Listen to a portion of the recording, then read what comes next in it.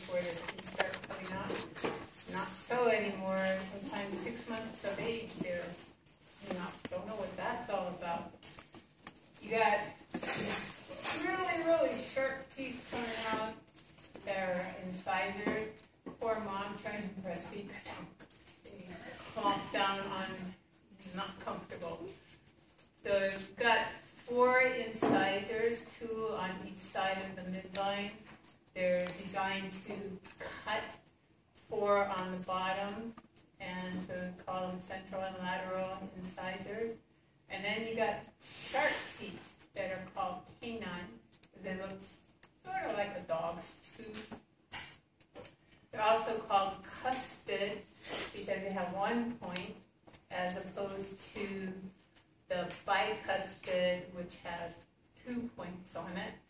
So we've got those names. We've got a cuspid. We've got these 2 that are bicuspid, but they're in front of the molars, so they're also called premolar.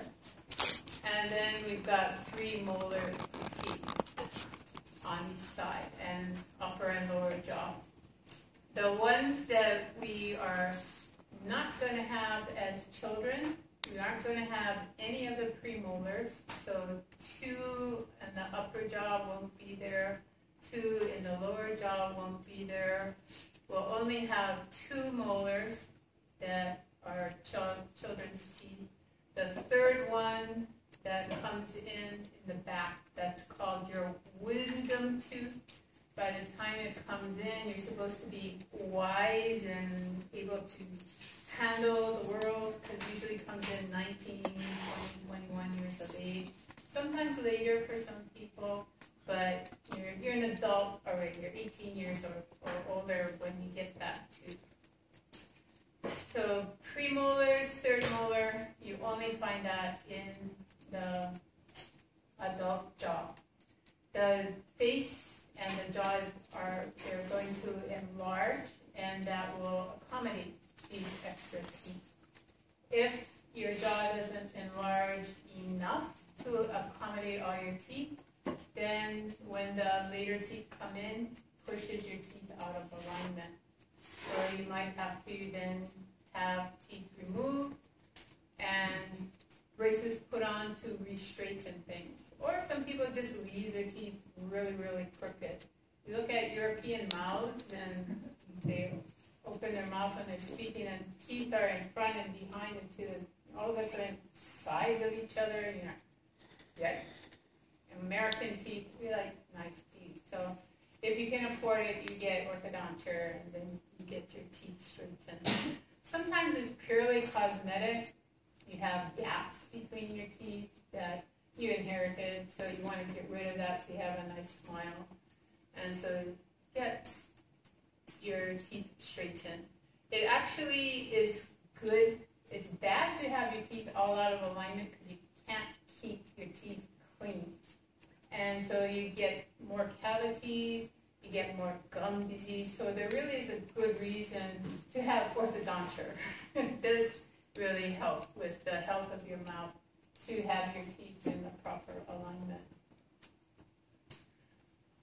The tooth this is a molar tooth. I didn't go through the function of the teeth. So I told you these are cutting teeth. So if you're eating a sandwich, you cut it with these teeth that act like knives. But if the meat is tough, then you grab it with your canine and you rip it. And then for crushing and grinding, that's your premolars and your molars, your molar teeth. The roots are going to have openings at the bottom called a foramen. Blood vessels, nerves, and lymphatics will go through the foramen up into the pulp canal. And the nerves, if the nerve dies due to some pathology that's going on down here, or maybe in the tooth itself, then the whole tooth will die. And sometimes it will actually discolor. And sometimes bacteria will enter and then cause an infection in the pulp cavity. And then you have to do what's called a root canal. So you go in through the tooth, you come down here, and you clean out all the dead tissue, clean out all the infection, and then you put a cap on the top so that you don't get more, and you close off down at the bottom. Or you could extract the tooth.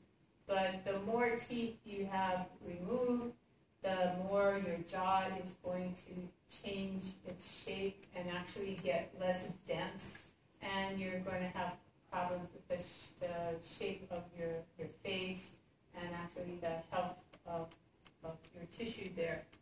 So it's better to keep the tooth so that you can chew on it. That will keep the bones of your face strong and stimulated, and then you can keep your other teeth more. If you have this tooth, it may be dead, but if you keep it so you can chew on it, then it's going to keep the jaw healthier and the surrounding tissue healthier for the other teeth. Your bone is going to physically be connected with a ligament that will go right through and into the tooth. It's called a periodontal ligament. And if you remember back to the bone chapter, we called it Sharpie's fiber because it was attaching structures to bone, so actually tendons into bone. Here it's the same thing. Some folks will call it Sharpie's fibers, but it's more probably correctly called around the tooth ligament, so periodontal ligament.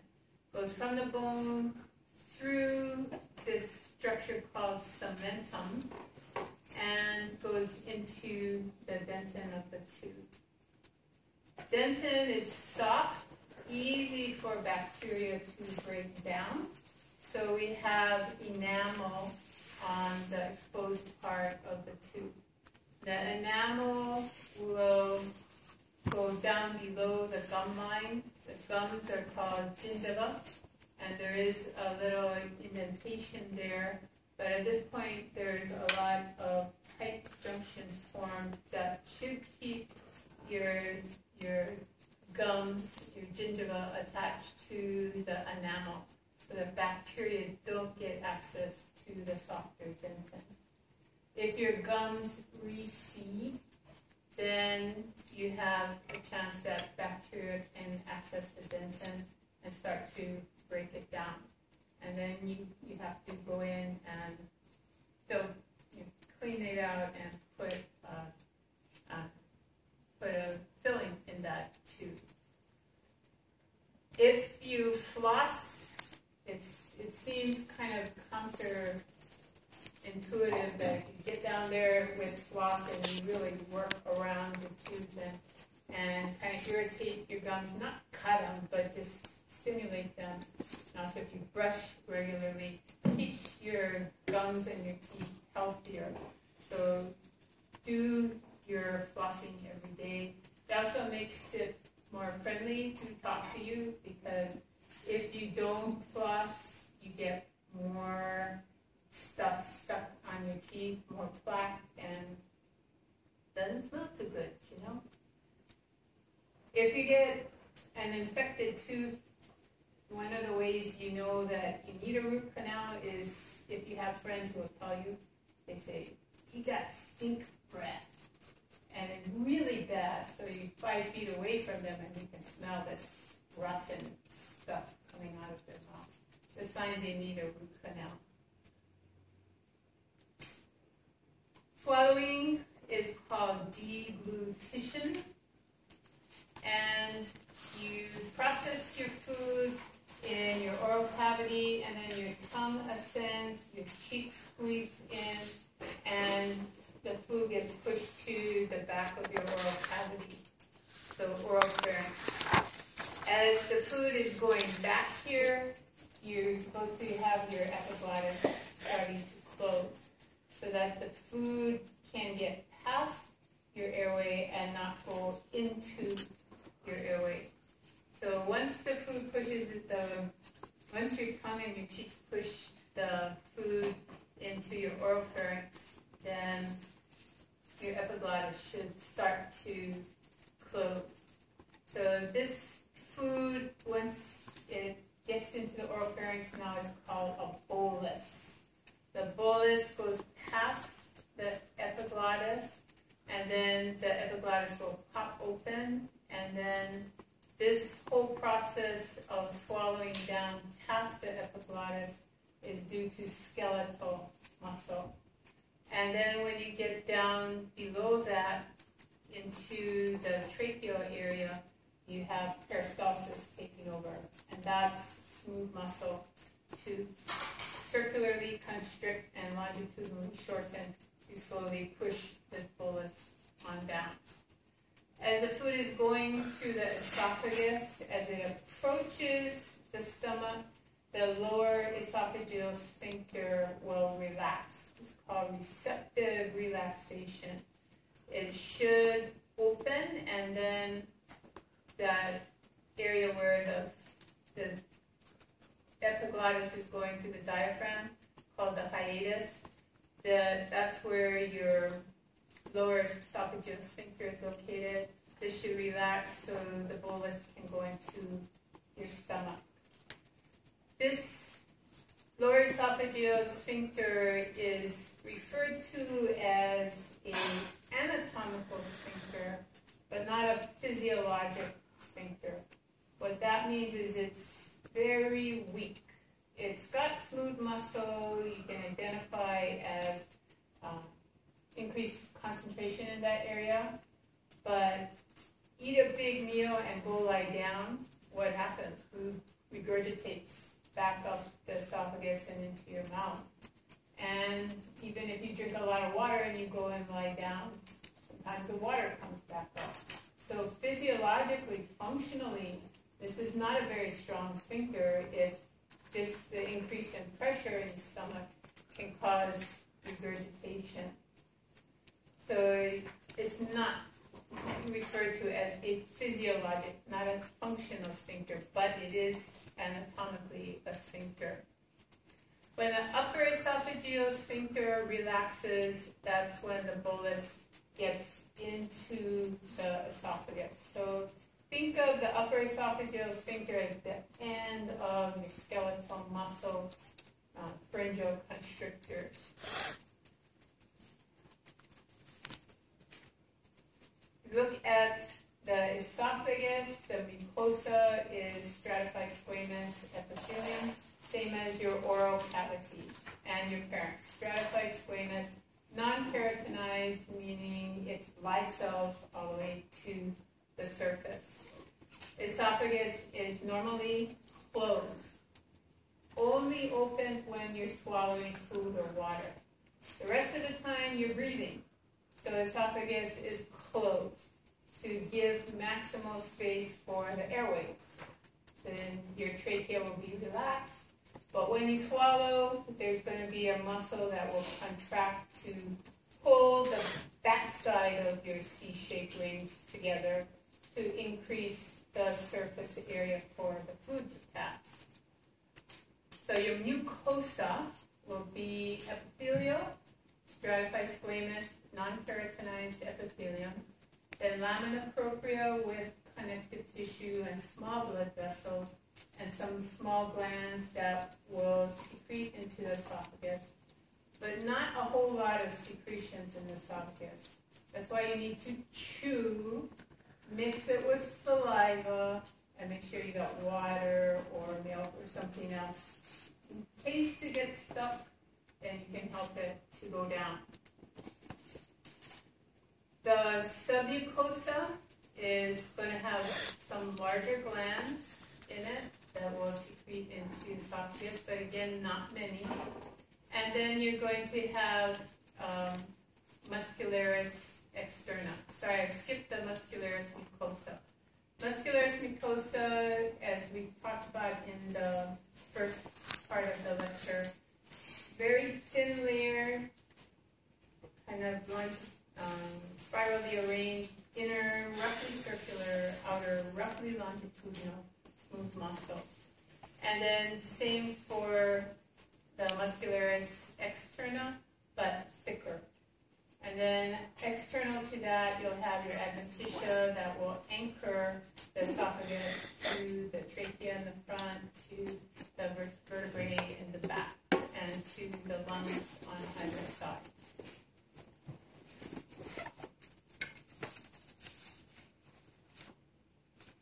Entering, well, actually going through the diaphragm and then entering into the stomach.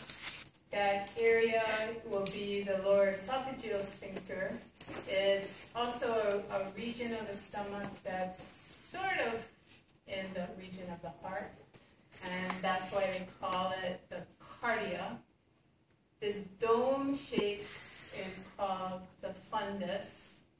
You get down here, you've got an area called pylorus, and the rest of the stomach between the cardia, fundus, and pylorus is simply called the body of the stomach. There will be different glands, different secretions in different parts of the stomach. We won't be going specifically into the differences in the class. We'll just talk about a generic gastric gland. The lesser curvature will have the lesser omentum attached to it. When it goes from the liver to the stomach, it's called the hepatogastric ligament. So up here, hepatogastric. Hepato means liver, gastric, stomach. And then there is a little bit of the lesser omentum that's attached to that 2 centimeters of duodenum. So hepatoduodenal ligament make up together the whole lesser omentum. The majority is hepatogastric, but you do have that little bit that's hepatoduodenal. Serosa goes across the stomach in the front, goes across the stomach in the back, and then becomes the lesser omentum when it leaves the greater omentum when it leaves the greater curvature.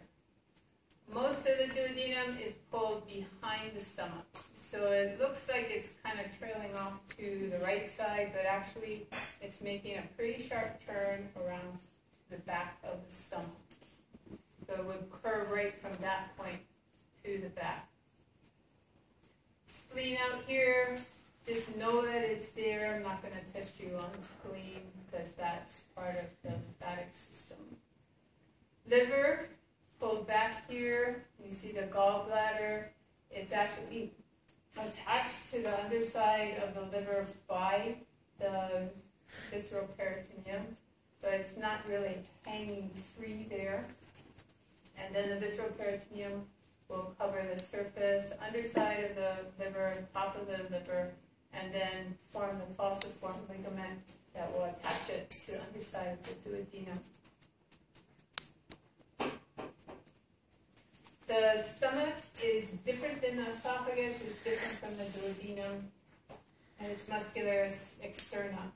It has an extra layer of the smooth muscle. It's not present everywhere in the stomach, but you're going to see an inner oblique layer showing up in the stomach. Wasn't there in the esophagus. It's not going to be there in the duodenum. It's strictly there in the stomach. The longitudinal layer is going to be on the outside, but it's not present on all surfaces of the stomach. It tends to be missing from the front and from the back. Circular layer is present for the most part everywhere.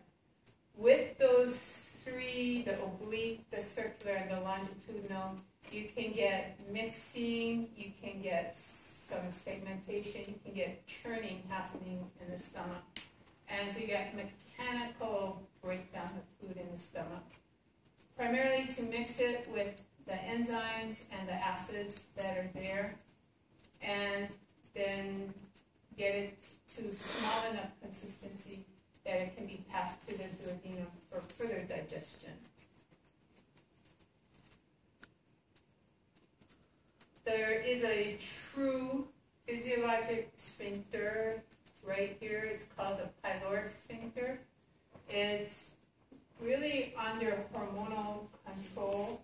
It has nerves that control it, but the main control for the sphincter is going to be hormones that are released in the duodenum that will enter the blood and then come back to the pyloric sphincter. The duodenum controls what comes to it. So if it's ready for stomach contents, then it will turn off the hormones that keep that sphincter tightly closed. If it's not ready, it's going to keep those hormones high. So it doesn't want to get overwhelmed with stomach contents. Then it's not going to be efficient in digestion. If it can't digest things, then the jejunum can't absorb things.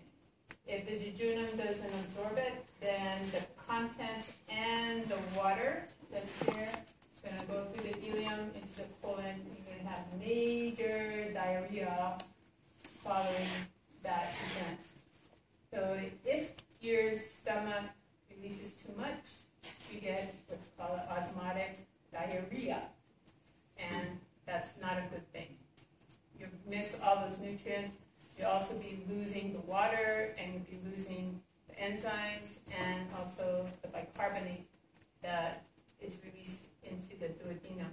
So a lot of things will be negatively affected by that dumping of the stomach into the duodenum.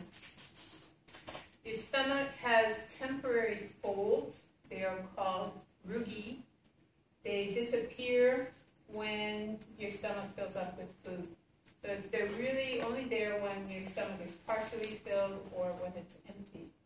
And then food or fluid or even a balloon pressure will flatten those out. And then you'll have a flat columnar epithelium, which looks like somebody took an ice pick and then ran holes through the epithelium. And those are the openings to the gastric glands. They're called gastric pits. So mucosal cells in the stomach are going to be columnar. They're going to cover and protect the surface along with mucus and bicarb that are being secreted by cells that are down in the gastric pits. The pits, we go through the pit, then the tube will divide and form multiple tubular glands. So mucus neck cells, they're producing the mucus that will protect the lining of the stomach. And then you'll also have bicarbonate being secreted that will, in combination with the mucus, protect the lining of the stomach from the acids that are coming from the gastric glands down below. So flatten out the rugae, and then you have columnar epithelium with holes in the surface. Those are the entrances to the gastric pits. And then down below, branching into gastric glands. So here's another way to look at it. We've got the openings to the gastric pits, and that goes down a little ways, and then branching to form gastric glands. The mucus neck cells and cells that will produce bicarbonate to coat the surface will protect the stomach from digestion by the enzymes that the glands are secreting and damage from the acid that the glands are secreting. We've got cells down here called parietal cells, also called oxyntic cells. They're pumping hydrogen ion out into the lumen of the gland. And chloride is following that positively charged proton out into the lumen, and then you got an enzyme that will stick those two together, and you have hydrochloric acid. So when the stomach is is producing a lot of acid, the pH can get down as low as 1. It's pretty darn acidic. You don't want to have that in contact with cells because it will digest the cell. So the surface where that hydrochloric acid spends the most of its time is up here. So you want to coat it with mucus and then have bicarbonate attached to the mucus to protect those columnar cells. You've got cells down here called chief cells.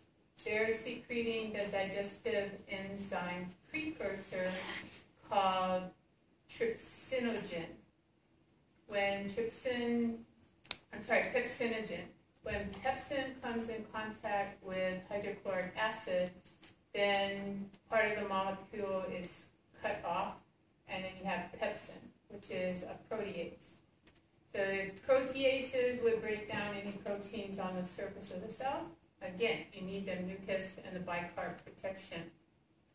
So in the gland, you've got parietal cells. In the gland, you've got chief cells. The hydrochloric acid activates the pepsinogen, and then you can begin to digest proteins in the stomach. Parietal cells also release intrinsic factor.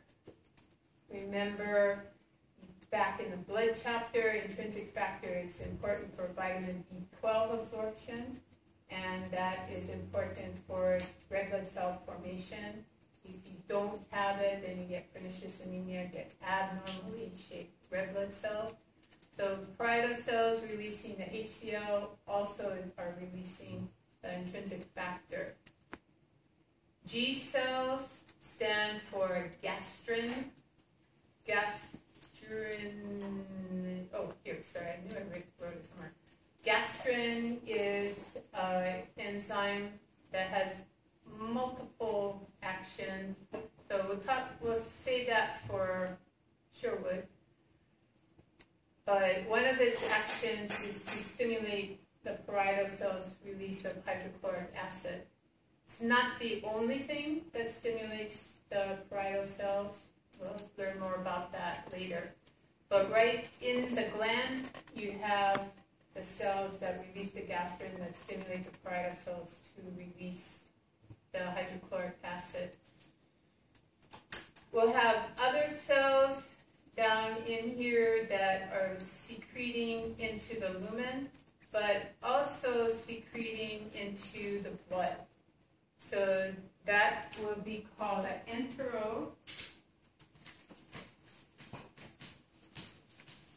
This means it's going into the lumen of the onto the surface of the GI tract.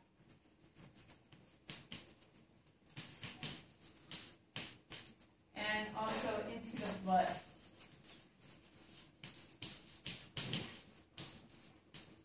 So endocrine into the blood, entero into the lumen of the gastrointestinal tract.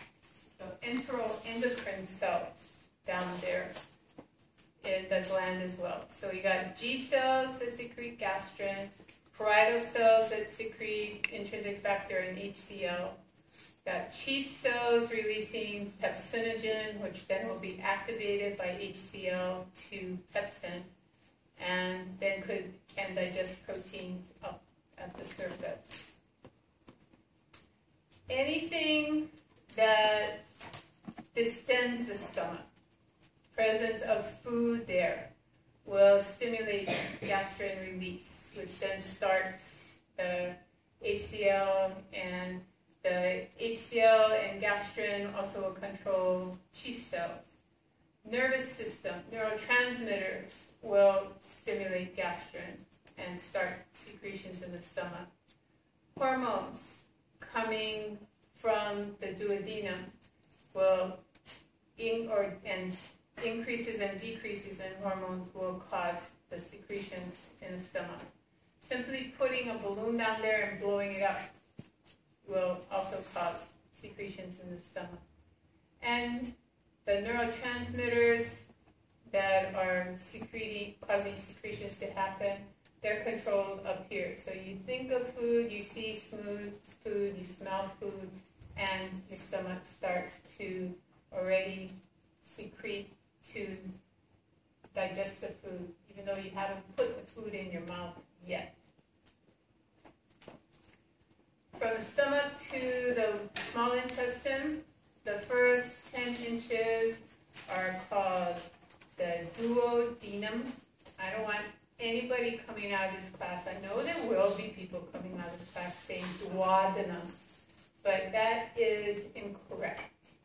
Duo, the reason I showed you in lab, in the olden days, they didn't have rulers, and they probably were in the metric system anyway, so they wouldn't have said 10 inches. It would have been centimeters. They didn't have a ruler, so they used their fingers. They said there's 10 fingers, and then there's 2 fingers. Probably these are meaty male hands too, so not female hands. They said it's 10 plus 2, so that's 12. 12 is duo for the 2 and denum for the 10. And you don't say denum duo, because that's not how you put words together. It's a duodenum. So duodenum is the correct pronunciation, means 10 plus 2. So please don't say duodenum. It's really irritating. Okay, short bit, 2 centimeters is intraperitoneal, the rest is behind the stomach. When it comes out from behind the stomach, it's jejunum. Jejunum is about 8 feet long. And then ileum is the rest, and that's around 12 feet long. So mostly the small intestine is your your ileum, and then will be jejunum, and then will be duodenum. Duodenum functionally is there to mix things with the digestive enzymes and get the bonds broken so that you can get the molecules down to the point where they can be absorbed. Jejunum is going to do the absorption of nutrients and mostly everything, including the water, and then the ileum will take care of the remainder of the absorption. The ileum will have a little valve that will control what goes into the first part of the ascending colon. The ascending colon actually is very dilated. It's going to be much bigger than the artist has illustrated here. It receives a huge watery mass from the ileum. And so it starts to reabsorb the water right away. As it reabsorbs water, it's compacting, dehydrating, and coating with mucus. So the contents, as it ascends, it's going to be smaller because the water is being reabsorbed. And so the ascending colon will narrow as it ascends. Transverse colon, been cut away here. That's primarily where fecal matter gets stored for waiting for defecation or a bowel movement stimulation to occur.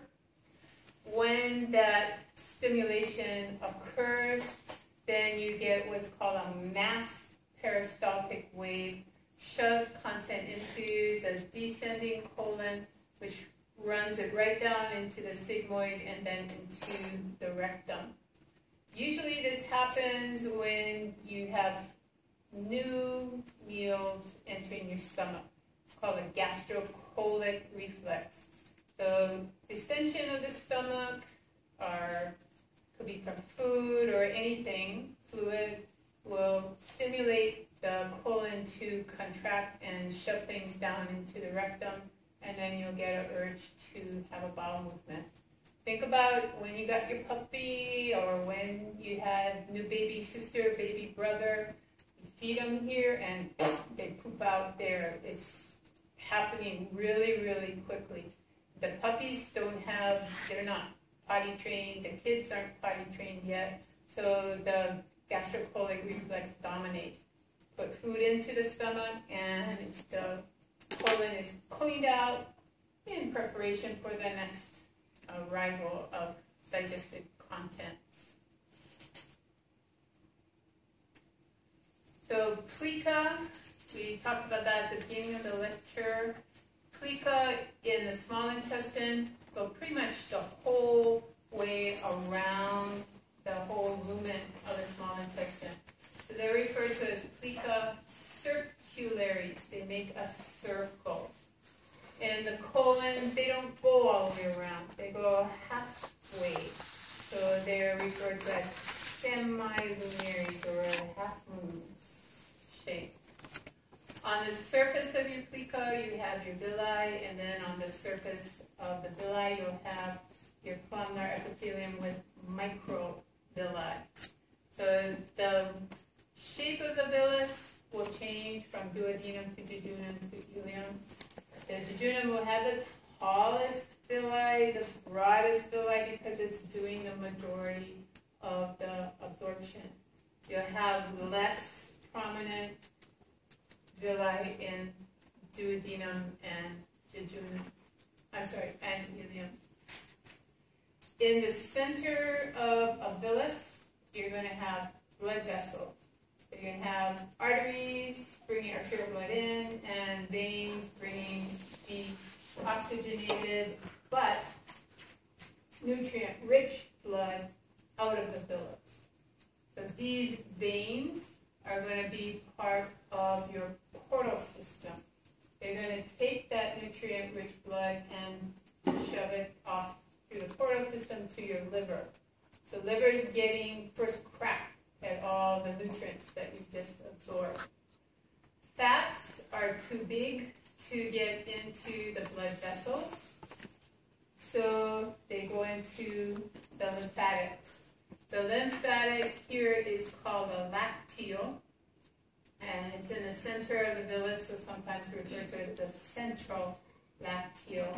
That's going to absorb the majority of the fat, and then take that to the heart, and then the heart arterial blood is going to take the fat to the liver for the liver's handling of fat. The enterocyte, which is lining the lumen of the gastrointestinal system, so entero is meaning that luminal surface. The enterocytes are going to be columnar with a high concentration, tall and closely packed microvilli. So you have a great surface area for absorption. They're going to absorb carbohydrates, amino acids, and fats, but once you get into the interstitial fluid here, then the fats will go into the lacteals, and the carbs and amino acids and any small peptides will go into the blood vessels. Got a nerve here, part of the enteric nervous system, again controlling the surface of the lumen, so enteric nervous system. It's going to control the smooth muscle out here and also the shape of your villus in there. So here we've got another picture. We've got a villus here, but then we also have another pit in between the villi. These are referred to as intestinal glands, also intestinal crypt. So crypt and gland can be used interchangeably. Very important cells down there. You got stem cells to replace your enterocytes. So those will migrate up to the surface. You'll be losing surface cells probably every day or two. You've got to replace the entire surface of the tips of your villi. So a high mitotic rate going on there. We also have cells down there that are going to release enzymes that will help to prevent bacteria getting through and into the lamina propria. If bacteria is present, white blood cells will accumulate. That will then be called a lymphoid nodule or Peyer's patch. It's present when there's pathogen. It's not present. The cells move on when there's no pathogen present. Submucosal plexus that I referred to before, and then the plexus that's out here between the two layers of the muscularis externa, usually referred to as myenteric plexus. There are eponyms. The external is Auerbach's, the internal is Meissner. Try and stick with submucosal and myenteric. So longitudinal smooth muscle, circular smooth muscle, myenteric, 80% of everything that the submucosal plexus does for fast EPSPs is controlled by the myenteric plexus. 30% of the slow, also controlled by myenteric. So submucosal control over itself is 70% for slow, but only 20% for fast excitatory postsynaptic potentials. What the nerves do is only a small part of digestive function. Majority of the nerves in your GI tract are already there in the GI tract. So these plexuses, those are from your autonomic nervous system. But there are more nerves in your GI system, and these have influence on them, but they're not in control of the GI system. So let's start with the next slide, next week 2.